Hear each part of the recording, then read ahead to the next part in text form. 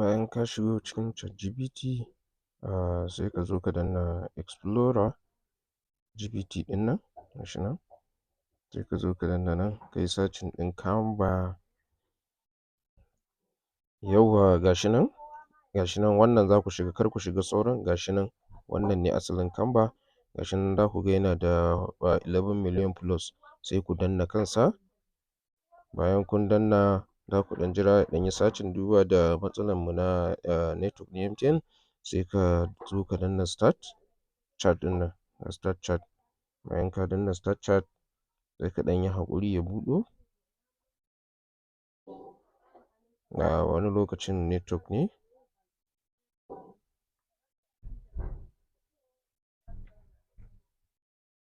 Yauwa gashi nan ya buɗe, yanzu za mu je kai tsaye. Za mu fara yanzu dama mun yi bayanin yadda Canva yana designing ɗin abubuwa da yawa, miliyoyin abubuwa duk an riga an zuba mai a ciki. To amma yanzu da taimakon ChatGPT shi zai taimaka ya mana abu, ba wai da kanmu za mu je mu ɗaɗɗauko abun ba. Iyakaci mu iya sawa ya mana editing, komai za mu ba wa shi ChatGPT ya ba wa Canva umarni ya mana abu kaza. Yanzu zan ce ma ChatGPT ina buƙatan computer repair plier, kaman plier ne na gyaran kwamfuta. Bari in ba shi umarni computer repair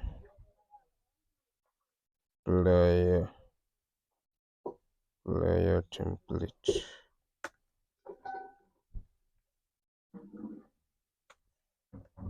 Yauwa sai in tura mai.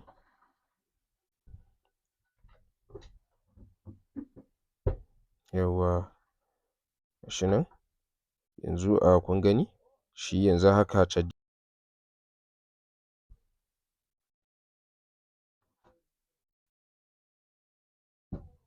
yauwa gashi nan kaman da farko ya mana error ne. Yanzu gashi nan da na ƙara yin searching, kun gani ya bani da template gasu nan kala kala. In kana so za ka danna a nan, sai ka zo sai ka sa mai more. In ka rubuta more sai ka yi next, ka danna enter kawai. Zai buɗo masu da yawa. Amma ni yanzu bari mu tunda plier ne akan gyaran kwamfuta, zan iya ɗaukan wannan. Bari in ɗauki wannan. Sai ka danna kan shi plier da ya buɗo ma, hoton da ya buɗo ma, sai ka danna kai. Yauwa gashi nan ya buɗo mana. Anan za ka zo sai za ka yi editing ɗin komai. Kun gani ba kai ka je ka designing ɗin plier ba, kuma ba wani mai wannan plier sai dai kai da aka baka dama ya riga ya designing ma. A wurin da za ka sa ChatGPT zai iya sama har sunan nan duka. Zai iya baka suna da kansa. So bari in ɗan mana wannan, sai ku ga yanda ake editing. Ba wani wahala bane. Yauwa kamar nan wurin sai ka danna clicking guda biyu, sai ka rubuta abin da kake so da kanka. Rubuta sunan misali sa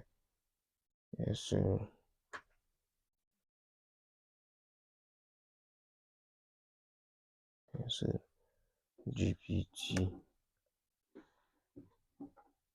Sa computer ko kuma bari mu sa GPT. Nan wurin za ka iya gogewa ka sa computer service, computer repair.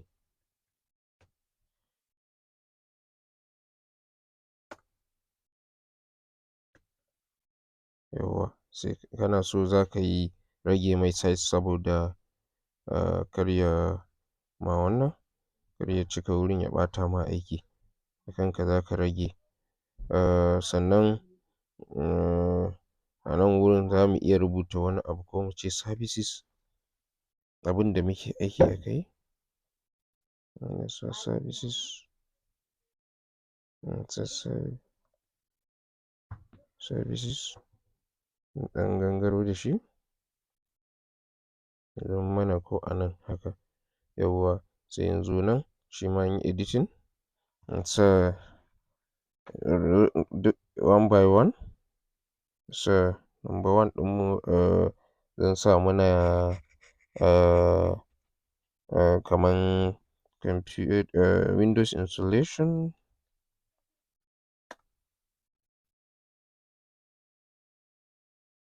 Windows installation. Na biyu sai in sa computer maintenance.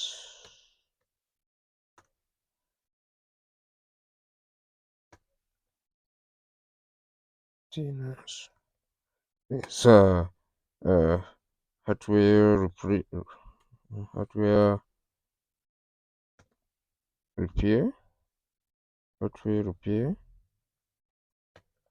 Zan iya sa computer cells.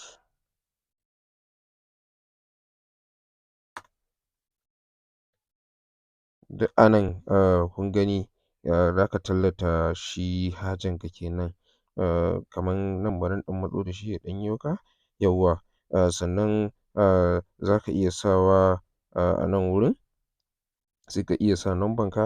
Zan iya sa number wayana, ko in sa, bari in sa number na direct 138. Duk abin da kake so. Kun ga wannan ya baka dama kawai customizing za ka yi, kuma ba wani mai irin shi. Sannan nan wurin zan iya sa email ɗinmu ko site ɗinmu gpt.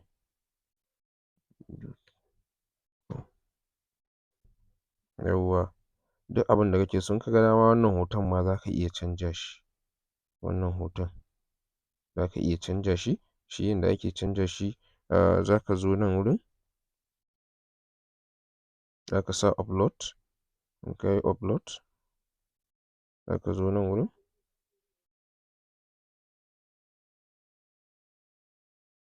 a nan wurin yake taruwa, wurin nan, wurin upload. Za ka iya zuwa ka sa upload file, sai ka je ka nemo hoton da kake so ka sa. Kamar yanzu ina so in sa hotona, ga hotona nan, sai in danna open, sai in zo in ɗauko. Yauwa, zan iya sa hotona. Zan iya zuwa in cire wannan. Za ka iya cire wannan.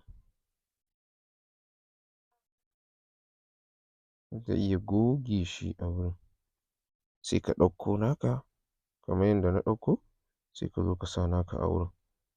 Kun gani, ba wani wahala. Kawai sai ka zo ka sa hotonka a wurin. Yanzu kun ga hotona ne ya hau wurin. Zan iya ɗan yin dabara in ɗan sa mai kyau. Kun gani? Daga ƙarshe bayan ka gama komai, abin da zai faru, za ka yi downloading ɗin shi. Shine za ka zo ka danna a nan cikin Canva ɗin nan, akan iya busa ma shi wannan ma abin complete ɗinsa rai, wanda zai yi ma motsi. Amma yanzu mu ba mu kai ga wannan ba. Dama mu damuwanmu ka fahimci ya ake yin haɗa wani flyer, logo, presentation dai a cikin shi Canva ɗin, tare da taimakon ChatGPT. To yanzu abin da ƙarshe shine, bayan ka gama aikinka, ya za a yi? Za ka bar shi a nan ne, ko ba dama ka yi downloading? Sai ka danna nan wurin. In a kwamfuta kake aiki, in a waya ne ma za ka gan shi ta ƙasa, za ka ga nan, sai ka danna kansa. In ka danna, bayan ka danna, ga wurin da nan wurin za ku ga alamun downloading, ga shi nan da nake taɓawa ta nan, sai ka danna.